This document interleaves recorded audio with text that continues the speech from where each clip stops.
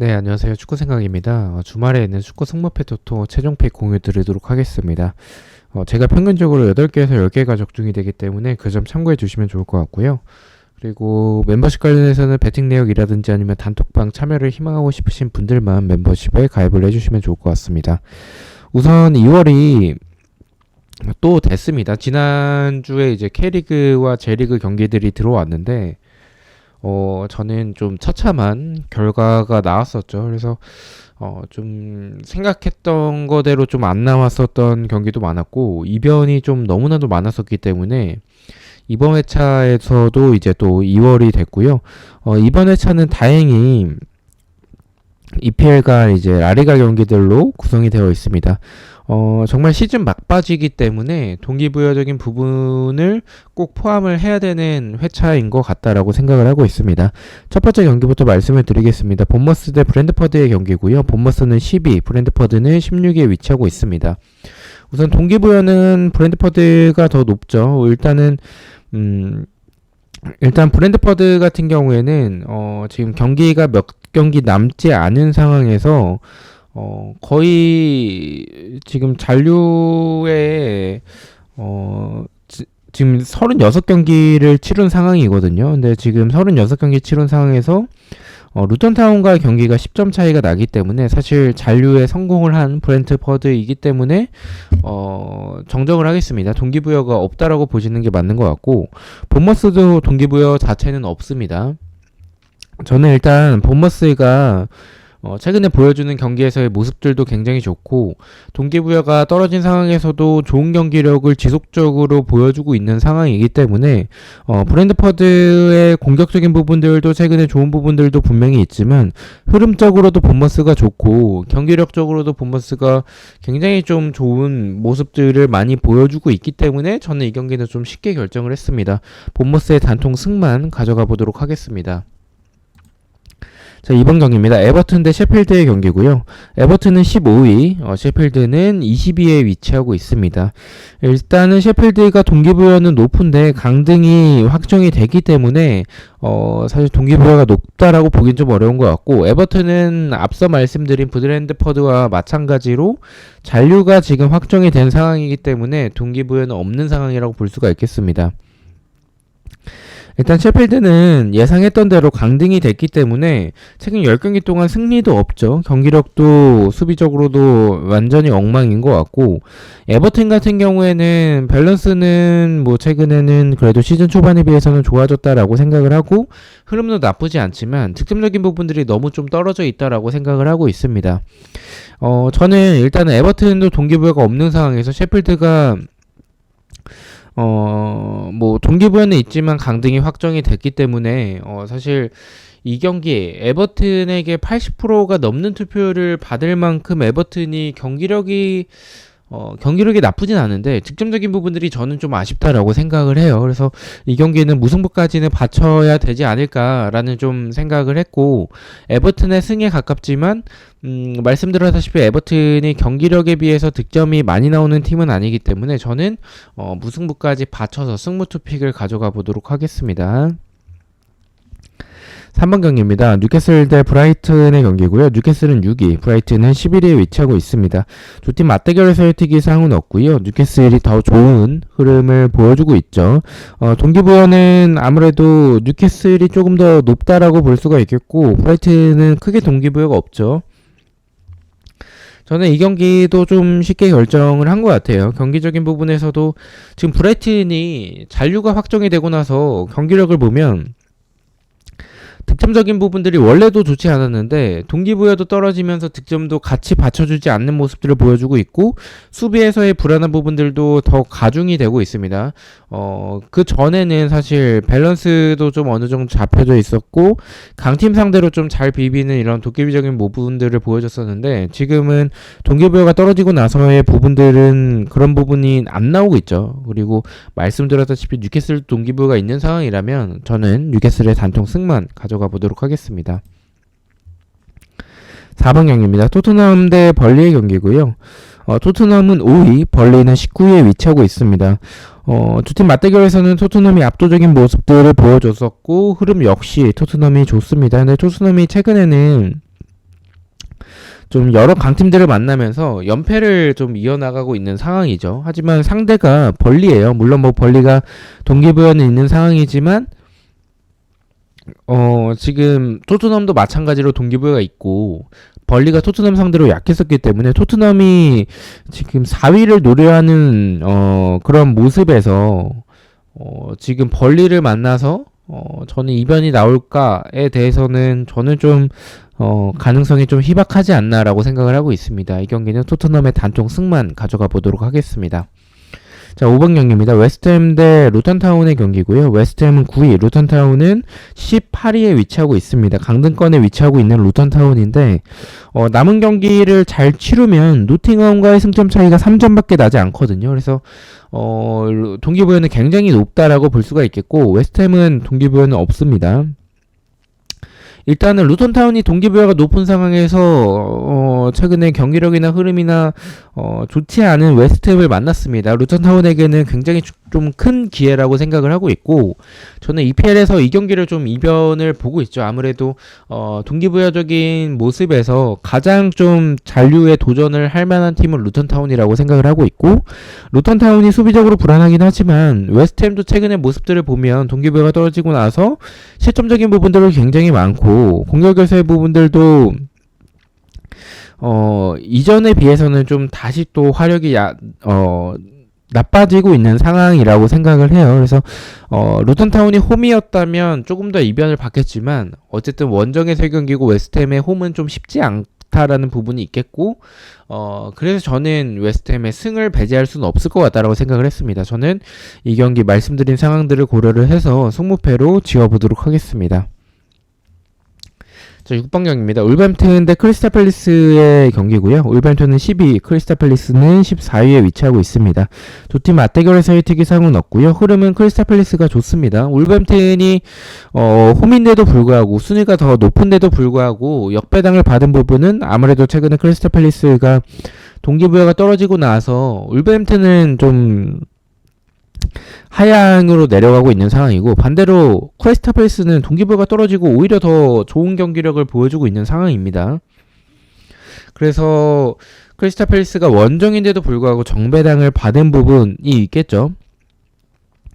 저는 일단은 경기력은 최근에 보여주는 모습들만 보면 울버햄튼은 득점이 좀 안 나오고 실점이 굉장히 좀 불안해졌고 크리스탈 팰리스는 원래 이렇게 득점을 많이 하는 팀이 아니었는데 최근에 좀 맨유도 4대0으로 이제 홈에서 승리를 했고 물론 뭐 최근의 경기들에서는 홈에서의 승리의 비중이 높긴 합니다. 그래서 그런 부분 때문에 크리스탈 팰리스의 승을 가져가지 않은 부분도 있겠고 울버햄튼이 어쨌든 홈이라는 점이고 두 팀이 뭐 이런 잔류가 확정이 되고 나서의 상황은 반대이긴 하지만 경기력 차이가 크지 않아요. 그리고 두 팀 다 동기부여가 없다라는 점 그리고 울버햄튼의 득점력이 떨어져 있고 크리스탈 팰리스가 승리했던 좋았었던 모습들은 홈에서의 부분들이 더 컸다라는 점을 생각을 해서 저는 울버햄튼의 단통 무승부를 가져가 보도록 하겠습니다. 7번 경기입니다. 비아레알 대 세비야의 경기고요. 비아레알은 9위, 세비야는 12위에 위치하고 있습니다. 두 팀 맞대결에서의 특이사항은 없고요. 흐름은 세비야도 최근에 굉장히 좋은 흐름을 많이 보여주고 있는데 비아레알이 더 좋은 흐름을 보여주고 있는 상황이죠. 저는 일단은 이 경기는 세비야가 최근에 좋은 흐름을 보여주고 있는 상황을 배제할 수는 없을 것 같긴 합니다. 하지만 이 비아레알의 공격에서의 모습들이 굉장히 좋거든요. 최근에 많은 득점들을 만들어내고 있는 비아레알이고 물론 뭐 그에 비해서 공격에 비해서 수비가 불안하기 때문에 실점도 많지만 세비야에 비해서는 확실히 공격에서의 화력이 더 좋다라고 생각을 하고 있고 홈에서의 경기라면 저는 이 경기에서의 경기력은 비아레알에 가깝다라고 생각을 하고 있습니다. 저는 비아레알의 단통 승을 가져가 보도록 하겠습니다. 자, 8번 경기입니다. 노팅엄 대 첼시의 경기고요. 노팅엄은 17위, 첼시는 7위에 위치하고 있습니다. 두 팀 맞대결에서의 특이사항은 첼시가 강했었던 전적을 보여주고 있고 흐름은 첼시가 더 좋죠. 사실 첼시의 경기력이 나쁜 상황은 아니에요. 그래서 뭐 강팀들 상대로는 좋았었던 부분들을 조금 보여주지 못하는 경향들이 있지만 약팀들을 여전히 좀 잘 잡아내면서 공격에서의 좋은 모습들을 보여주고 있다라고 생각을 합니다.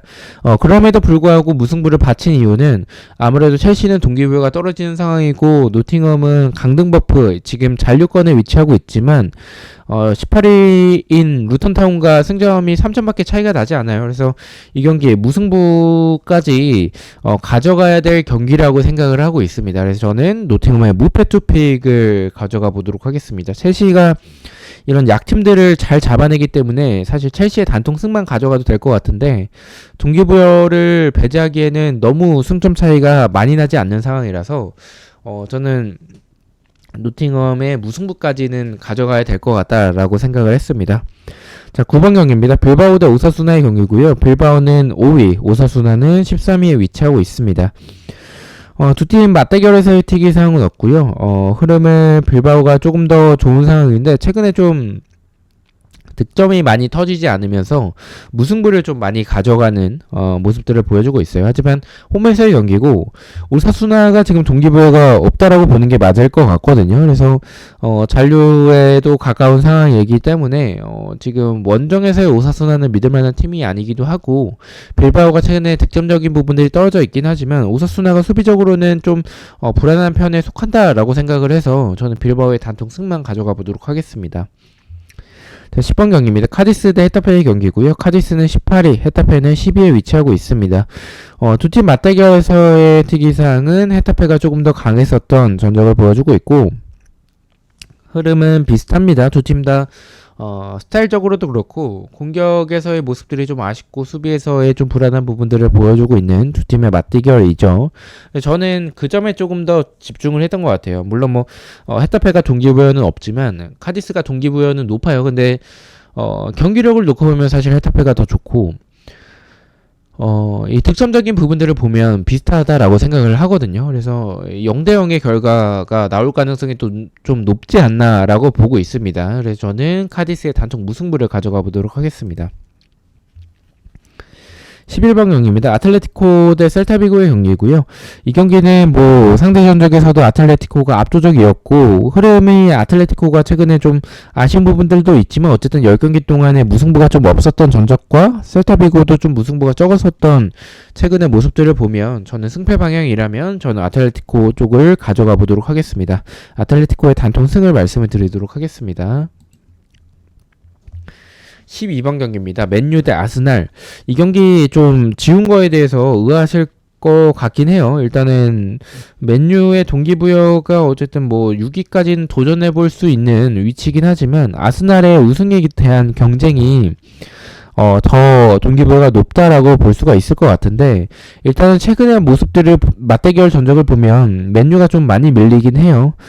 그래도 이전에까지 보여줬었던 이 흐름 자체가 무승부가 많긴 하지만 좀 패배는 좀 적었었던 맨유의 모습을 좀 봐야 될 것 같고 아스날 같은 경우에는 좋은 흐름을 분명히 보여주고 있죠. 맨유는 득점은 어느 정도 만들어내고 있는데 실점에서의 부분들이 좀 굉장히 큰 것 같아요.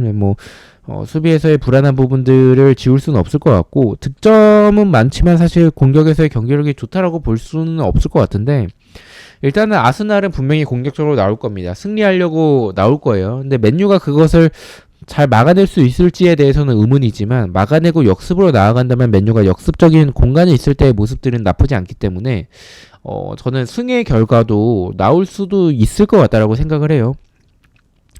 그리고 아스날이 과연 우승을 할 수 있을까? 시즌 후반기만 되면 어김없이 무너지는 아스날이라서 저는 그러한 부분까지 생각을 해서 좀 승무패로 지어보도록 하겠습니다. 13번 경기입니다. 발렌시아 대 라요의 경기고요. 발렌시아는 8위, 라요는 16위에 위치하고 있습니다. 두 팀 맞대결에서는 무승부가 많았었던 전적을 보여주고 있고요.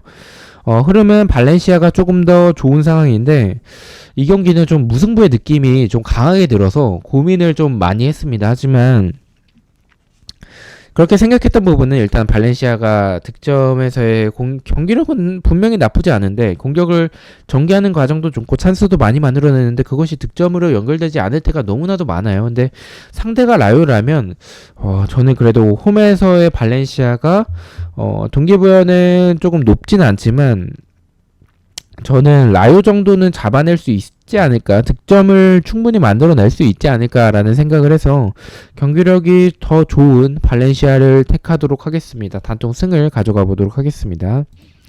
자, 마지막 경기입니다. 베티스 대 알메리아의 경기고요.